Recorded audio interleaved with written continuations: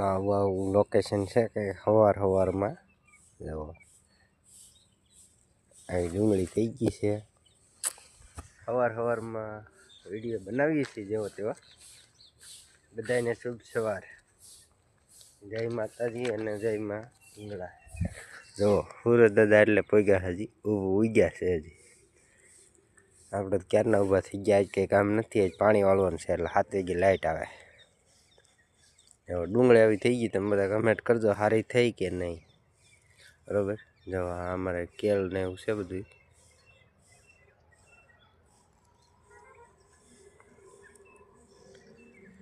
location જુઓ